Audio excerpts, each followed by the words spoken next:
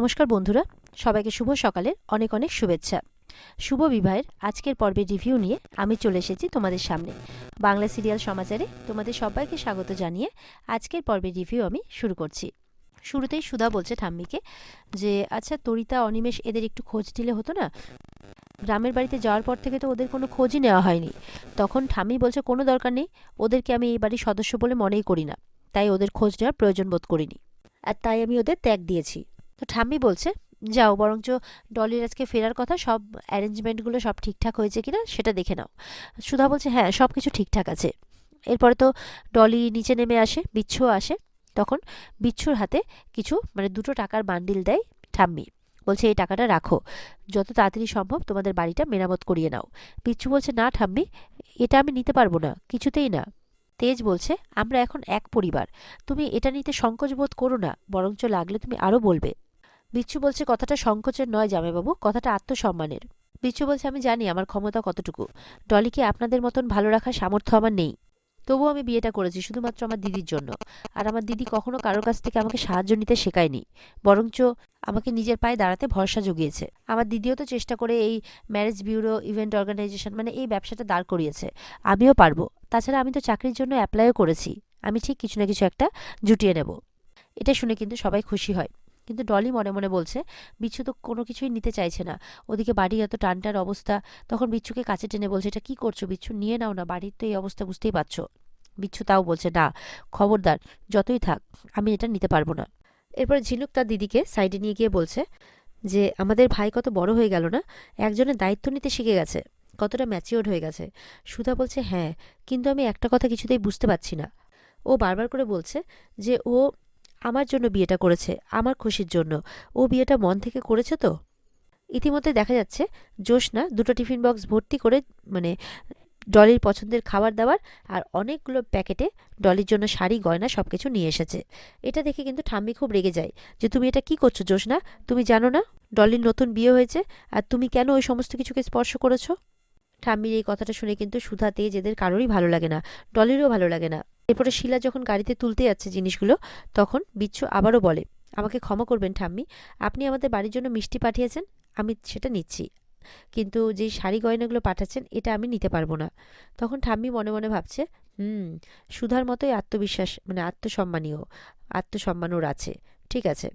তখন শিলাকে বলে আবার জিনিসগুলো ঘরে রেখে আসতে বলে। তেজ বলছে যে তুমি দিদিকে ওইভাবে কেন বললে ঠাম্মি। তখন জ্যোৎস্না বলছে না, ঠাম্মি ঠিকই বলেছে, আমি তো অপয়া, আমার এই কাজটা করা একদম উচিত হয়নি। এই বলে কিন্তু জ্যোৎস্না ওপরে চলে যায় কাঁদতে কাঁদতে। ডলি দিদি দিদি করতে থাকলে ডলির মা ডলিকে বলছে যে ডলিকে তো ভালো করে বলে দিচ্ছে সংসারটা মন দিয়ে করিস। ডলি বলছে আচ্ছা মা, তোমরা তো আমাকে অনেক গয়না পাঠিয়েছো, যদি আমি কোনো গয়না হারিয়ে ফেলি তোমরা আমাকে আমার উপর রেগে যাবে না তো। বলে না না পাগলি, ওরকম বলতে আছে নাকি, তোর গয়না হারিয়ে যাবে তা বলে তোর উপর আমি রাগ করব। তখন তেজ বলছে তুই যদি একটা গয়না হারিয়ে ফেলিস আমি 10টা গড়িয়ে দেবো। তখন ডলি এটা শুনে খুশি হয়, আসলে ডলি তো কোনোভাবে এই বাড়ি থেকে কিছু নিতে পারছে না, তাই হয়তো প্ল্যান করেছে নিজের গয়নাটা বিক্রি করে ওই বাড়িকে সাহায্য করবে, তাইও আগে থেকে এটা ইনডাইরেক্টলি অনুমতি চেয়ে নিল। এরপর সুধা বিচ্ছুকে কিছু মিষ্টি প্যাকেট হাতে দেয়, বলছে আমি জানি যে তুই বসু মল্লিক পরিবারের সম্মান রক্ষা করার জন্য আর আমার সম্মান রক্ষা করার জন্য বিয়েটা করেছিস, কিন্তু এবার তুই ডলিকে চেনার বোঝার চেষ্টা করবি, দেখবি ঠিক তুই ওকে একদিন ভালোবেসে ফেলবি, ওকে ভালো না বেশি তুই থাকতেই পারবি না। তখন বিচ্ছু কিন্তু মনে মনে বলছে যাই হয়ে যাক দিদি, আমি ডলিকে কখনোই ভালোবাসতে পারবো না, ওর আর আমার মধ্যে যে সামর্থ্য, স্বভাব, আচরণ, সব দিক থেকে আমরা দুজনে একে অপরের থেকে আলাদা। এরপরে তো ডলি আর বিচ্ছু বেরিয়ে পড়ে। এদিকে তো অনিমেষের জন্য তরিতা খুব কান্নাকাটি করছে, অনিমেষকে ফোন করছে, আর কিন্তু ফোনে রিং হয়ে যাচ্ছে, কিছুতেই তুলছে না। বলছে ফোনটা তোলো অনিমেষ, আমি তোমাকে আর কোনোদিনও বকবো না, কিচ্ছু বলবো না, তুমি এইভাবে আমাকে ছেড়ে যেও না, আমার কাছে ফিরে এসো, আমি কোথায় যাব, কি করব, এইভাবে বলে যাচ্ছে আর কেঁদে যাচ্ছে। তখন কিন্তু একজন বয়স্ক ভদ্রমহিলা সেখানে আসেন, বলছে যে কি হয়েছে। তখন তরিতার হাত থেকে চিঠিটাও কাড়িয়ে নেয়, আর সেটা পড়ে বুঝতে পারে তার বর তাকে ছেড়ে চলে গেছে। বলছে যে আমি শুনেছিলাম যে তোমার লোভের জন্য কর্তামা তোমাকে এখানে পাঠিয়েছে, এখন দেখছি তোমার বড় তোমাকে ছেড়ে চলে গেছে, তোমাকে তো আর এখানে এইভাবে রাখতে পারবো না আমরা, আজই আমরা কর্তামার কাছে খবর পাঠাচ্ছি। তরিতা বলছে না না না, এইভাবে এরকমটা করবেন না, আমি কোথায় যাব তাহলে। বলে না, আমরা এইভাবে তোমার দায় নিতে পারবো না, আমি আজই কর্তামাকে খবর পাঠাবো। তখন হাতে পায়ে পড়ে যায় তরিতা যে এমনটা করবেন না। এদিকে তো বিচ্ছুর মা আর বৌদি মিলে সমানে গয়নাগুলো তন্ন তন্ন করে খুঁজে যাচ্ছে, কিছুতেই গয়না পাচ্ছে না, হাই হাই করছে, যেন বাড়িতে শোক পড়েছে। বলছে যে এতগুলো গয়না রাখলাম কোথায় গেল, তাহলে কি গয়নাগুলো চুরি হয়ে গেল? এদিকে সুধার মা আসে, বলে কি করছো তোমরা সবাই, বলো তো কি খুঁজছো?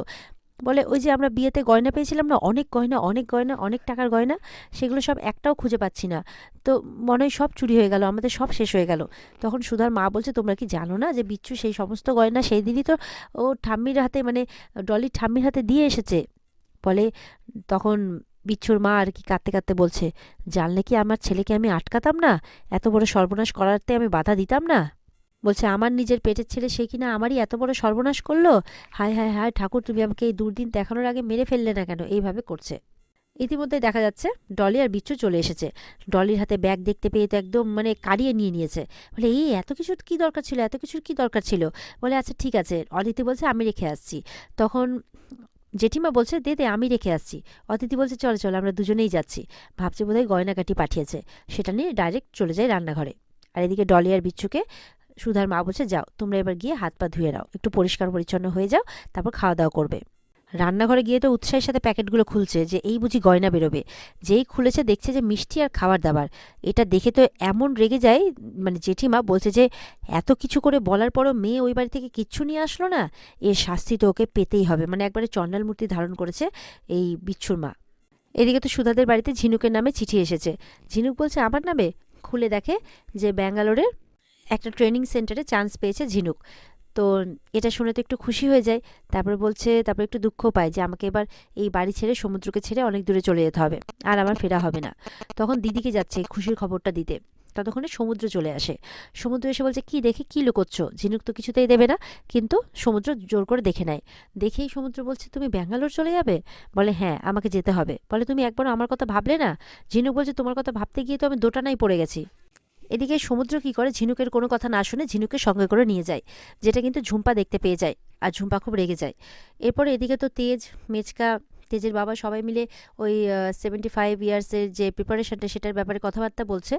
তো সেই সময় মেচকা বলছে ছাড় ছাড়, তোকে কোনো দায়িত্ব নিতে হবে না, তোকে দেখতে হবে না, এগুলো সব ব্যবস্থা হয়ে যাবে, ইনভিটেশনে সবার বাড়িতে পৌঁছে যাবে। তখন তেজের বাবা বলছে আরে কমসে কম কাকে দায়িত্ব দিয়েছিস, কে কি করছে, এটুকু তো জানার অধিকার আছে নাকি? তখন মেচকা বলছে একটা দিন অপেক্ষা করো, সব জানতে পারবে। ইতিমধ্যে কিন্তু মেচকার কাছে ফোন আসে যে যাকে মিষ্টির অর্ডার দিয়েছিল সেই মিষ্টির অর্ডারটাই এখনো পর্যন্ত কমপ্লিট করতে পারেনি। তখন বলছে কি পারেনি? এত বড় মিষ্টির দোকানে অর্ডার দিলাম তাও পারেনি, এটা কি করে সম্ভব? তখন কিন্তু মেচকাকে সুধা বলছে যে সুধা যদি মানে সুধা বলছে আর কি, মেচকা আপনার যদি অনুমতি থাকে তাহলে কি আমি এই অর্ডারটা নিতে পারি? ঠিক সেই সময় কিন্তু ঝুম্পা চলে আসে। ঝুম্পা তো বলছে ব্যবসা না সামলেন তুমি তোমার বোনকে সামলাও। তেজ বলছে তুমি কি করে কথা বলছো? মেচকা বলছে ঠিকই বলছে, সব ব্যাপারে তোর বউয়ের ভালো মানুষই করে এগিয়ে আসার কোনো দরকার নেই। মেচকা বলছে আমার প্রশংসা, আমার এই কাজকর্ম, এই সব কিছু যদি তোর বউয়ের সহ্য না হয়, বল যে ঘরে শিকল আটকে বসে থাকতে। তেজের বাবা বলছে ও তো শুধু তোকে সাহায্য করবে বলছিল। বলে আমার কারো সাহায্যের দরকার নেই। ঝুম্পা বলছে তুমি বিজনেসটাকে কন্ট্রোল করার চেষ্টা করছো, অথচ নিজের বোনকে কন্ট্রোল করতে পারছো না। আমার স্বামীর পেছনে এইভাবে ছুকছুকানি করাটাকে তুমি বন্ধ করো। তাহলে তুমি এত বড় ফ্যামিলি সংসার ইভেন্ট এগুলো সামলাবে কি করে? তখন কিন্তু প্রচণ্ড রেগে যায় সুধা, ঝিনুক মানে ঝুম্পার উপরে চিৎকার করে। এদিকে তো ঝুম্পা বলছে তোমার বোন এখন আমাদের ঘরে গিয়ে ফষ্টি নষ্টি করছে আমার বরের সাথে। সুধা বলছে না, আমার বোন এরকম কিছুতেই করতে পারে না। তেজ বলছে যদি তোমার কথা সত্যি হয় তাহলে ঝিনুকের আজকে এই বাড়িতে শেষ দিন, কিন্তু যদি তোমার কথা মিথ্যে হয়, তখন ঝুম্পা বলছে তাহলে না হয় আজকে আমার এই বাড়িতে লাস্ট দিন হবে। সমুদ্র তো জোর করে ঝিনুকের হাতটা ধরে রেখেছে। ঝিনুক বলছে ছাড়ো, যখন সময় ছিল তখন তো ধরে রাখতে পারোনি, আর এখন জোর করে কোনো লাভ নেই।